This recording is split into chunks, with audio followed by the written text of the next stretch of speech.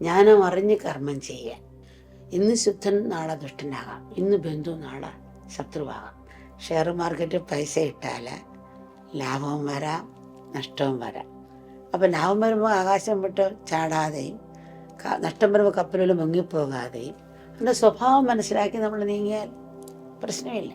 ചെറുതിനെ വലുതാക്കി കാണും, വലുതിനെ ചെറുതാക്കി കാണും. ചെറുതെന്ന് വിചാരിക്കും, ചെറുതിനെ നമ്മൾ വലുതായിട്ട് തന്നെ കാണും.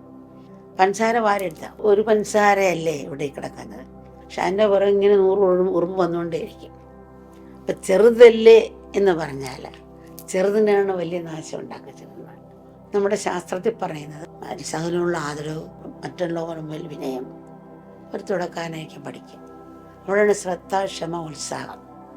നമ്മൾ അറിഞ്ഞൂടാത്ത കഥ കേൾക്കുമ്പോൾ ഇത്ര ശ്രദ്ധയോടെ നമ്മൾ അറിഞ്ഞൂടാത്തൊരു കാര്യം കേൾക്കുക, ശ്രദ്ധിച്ച് കേൾക്കും.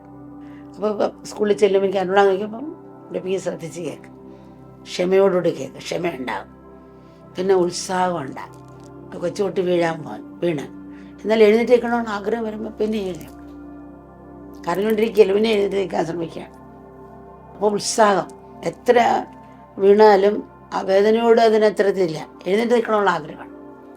ഇതുപോലുള്ള ഉത്സാഹവും ഉണ്ടാകും. തുടക്കാരനായിരിക്കാൻ പഠിക്കുക എന്നാണ് നമ്മുടെ ശാസ്ത്രത്തിൽ പറയുന്നത്. അപ്പോൾ നമ്മളിൽ കുഞ്ഞു ഹൃദയത്തെ ഉണർത്തുക എന്നുള്ളതാണ്. അപ്പോൾ നമ്മൾ ശരീരമനോഭത്തിലൊക്കെ ഞാൻ ഒരു കൊച്ചുകുട്ടി ഒരിക്കലും ഞാനെന്ന് പറയില്ല. ഉണ്ണിക്ക് ഇപ്പോൾ ഇവിടെ തന്നെ ഉണ്ണിക്ക് ഇതുവരെ ശക്തിക്ക് ഇത് തരും എന്ന് മാത്രമാണ്. ഇത്ര പൈസ കഴിഞ്ഞിട്ടാണ് എനിക്ക് തരുമെന്ന് പറയുന്നത്. അതുവരെയും അച്ഛനമ്മമാർ 8 പേര് വെച്ചുകൊണ്ട് പറയും. അപ്പം ഞാൻ നമ്മളിതിനെയാണ് ലാളിച്ചുകൊണ്ടിരിക്കുന്നത്. അവനെ നമ്മുടെ സൃഷ്ടിയാണ് അത്, ബാക്കിയെല്ലാം ഈശ്വരൻ്റെ സൃഷ്ടിയാണ്. അപ്പം നമ്മൾ സൃഷ്ടിച്ചത് അഹങ്കാരത്തെയാണ്. അത് കഴിഞ്ഞാൽ പിന്നെ ഒന്നും ഇല്ലല്ലോ, അതിനെയാണ് നമ്മൾ നശിപ്പിക്കേണ്ടത്.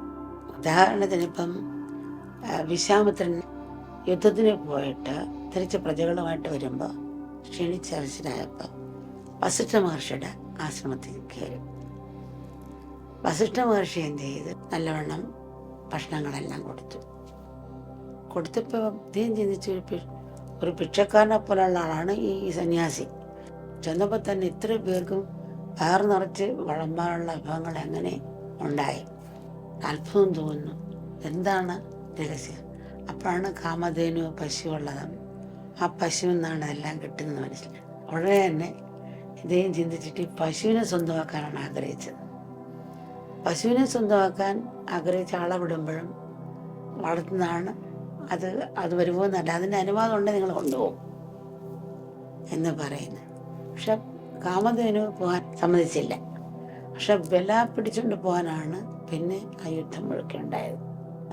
ഈ വിശ്വാമിത്രൻ പിന്നെ തപസ്സിന് പോകുന്നതും അപ്പോൾ ഒരു രാജാവിന് കഴിയാത്ത കഴിവ് ഒരു സന്യാസിക്കുണ്ടല്ലോ. അങ്ങനെ ആ ഒരു സ്ഥാനത്തിന് വേണ്ടിയാണ് ഈ വിശ്വാമിത്രൻ തപസ് ചെയ്യുന്നത്. അങ്ങനെ തപസ് ചെയ്താണ് പോകുമ്പോഴാണ് അപ്പോഴും ഈ വിശ്വാമിത്രൻ രാജർഷി എന്ന ആൾക്കാരെ വിളിക്കുള്ളൂ, വസിഷ്ഠനെ ബ്രഹ്മർഷി എന്നും വിളിക്കും. രാജാവിനേക്കാളും വലിയ സ്ഥാനമാണല്ലോ ഒരു സന്യാസിക്കുള്ളതെന്ന് വെച്ചിട്ടാണ് പോയത്. പക്ഷെ ഇന്നലെ ഈഗവും പോയിട്ടില്ല. അപ്പോഴാണ് ഒരിക്കൽ ചെന്നിട്ട് ചോദിക്കുന്നത്, വസിഷ്ഠനെ എല്ലാവരും ബ്രഹ്മർഷി എന്നും എന്നെ രാജർഷി എന്നും വിളിക്കുന്നു, അതെന്താണെന്ന് ചോദിക്കുകയാണ്. അദ്ദേഹം പെട്ടെന്ന് കോപിച്ച് ശപിക്കുന്ന ആളാണ്. അദ്ദേഹത്തിന് നേരിട്ട് ഉത്തരം കൊടുത്താൽ ശരിയാകത്തില്ല. അങ്ങനെ ഓരോ ദൈവന്മാരുടെ അടുത്ത് ചെന്ന് കഴിഞ്ഞപ്പോൾ വിഷ്ണുവിൻ്റെ അടുത്ത് ചെന്നപ്പോൾ വിഷ്ണു പറഞ്ഞ് രണ്ടുപേരും പോയിട്ട് നിങ്ങൾ താന്നവർക്ക് 1000 പേർക്ക് ഭക്ഷണം കൊടുത്തിട്ട് വരാൻ പറഞ്ഞു. അപ്പോൾ രണ്ടുപേരെയും പറഞ്ഞയക്കാൻ, വസിഷ്ഠനെയും വിശ്വാമിത്ര മഹർഷിയെയും. അപ്പോൾ വസിഷ്ഠൻ തിരിച്ച് വന്നില്ല, വിശ്വാമിത്രൻ തിരിച്ചു വന്നു. പെട്ടെന്ന് പോയി 1000 പേർക്ക് ഊണ് കൊടുത്തിട്ട് തിരിച്ചു വന്നു. അപ്പോൾ വസിഷ്ഠൻ വരട്ടെ എന്ന് പറഞ്ഞു. അയാൾക്ക് കൊടുക്കാൻ കഴിവില്ല, ആണ് വരാത്തത്. കുറേ ദിവസം കഴിഞ്ഞപ്പോൾ തിരിച്ചു വന്നപ്പോൾ എന്താണ്, എനിക്ക് കൊടുക്കാൻ സാധിച്ചില്ല. അതെന്താ? അങ്ങ് പറഞ്ഞില്ലേ നിങ്ങളെക്കാൾ താണവർക്ക് കൊടുക്കണമെന്ന്, ഇല്ലാത്തവർക്ക് കൊടുക്കണമെന്നല്ല, താണവർക്ക് കൊടുക്കണമെന്നല്ലേ പറഞ്ഞു. അപ്പം എന്നിൽ താണതായിട്ട് ആരെയും ഞാൻ കണ്ടില്ല, അതുകൊണ്ട് എനിക്ക് കൊടുക്കാൻ സാധിച്ചില്ല.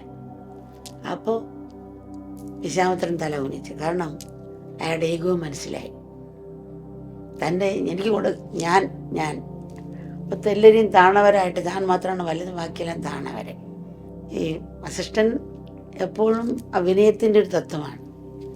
അപ്പോൾ ആ ഈ വിനയമാണ് വസിഷ്ഠനെ ബ്രഹ്മർഷി എന്ന് വിളിക്കുന്നതും നിങ്ങളെ വിനയമില്ലാത്തതുകൊണ്ടാണ് രാജർഷി എന്ന് വിളിക്കുന്നത്. സ്വയം മനസ്സിലാക്കുകയാണ്. ബാഹ്യമായ ആഘോഷങ്ങളിൽ ഓരോരുത്തരും തങ്ങൾക്ക് നഷ്ടപ്പെട്ട ശൈശവ നിഷ്കളങ്ക തിരിച്ചു പിടിക്കാനാണ് ശ്രമിക്കുന്നത്.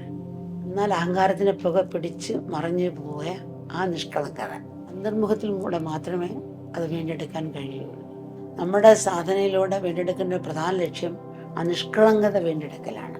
നിഷ്കളങ്കതയിലൂടെ മാത്രമേ ആത്മബോധം ഉണരുകയുള്ളൂ. കാരണം നിഷ്കളങ്കത എന്ന് പറയുന്നത് കണ്ണാടി പോലാണ്. കൊച്ചു കുഞ്ഞിൻ്റെ മനസ്സിൽ പ്രതികാരമില്ലല്ലോ. അപ്പം തോന്നിയാലും അപ്പം തന്നെ അങ്ങ് മറക്കും. അടിയിട്ടാലും ആ നിമിഷം മറന്നിട്ട് പിന്നെയും കളിക്കാൻ പോകുന്നു. അധിക സമയം വെച്ചുകൊണ്ട് ഇരിക്കാൻ പറ്റുന്നില്ല. അപ്പോൾ അതൊരു ക്ലീൻ പേപ്പർ പോലാണ്. ഒരു ക്ലീൻ പേപ്പർ പോലാണ്, കണ്ണാടി പോലാണ്. ആ ഒരു ഭാവത്തിൻ്റെ തത്വമായിട്ടാണ് നിഷ്കളങ്കത എന്ന് പറയുന്നത്.